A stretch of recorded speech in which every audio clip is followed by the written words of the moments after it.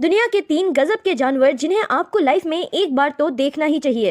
पहला है रिबन ईल।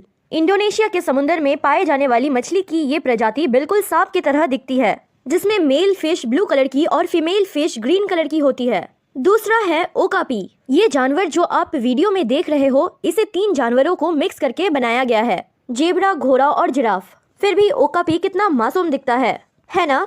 तीसरा है मैंड्रिन डक। बतख की ये प्रजाति वैसे तो बिल्कुल नॉर्मल है, लेकिन इसमें फीमेल बतख से मेल बतख काफी ज्यादा सुंदर और रंग बिरंगा होता है। वीडियो पसंद आया हो तो लाइक और चैनल को सब्सक्राइब कर दीजिएगा।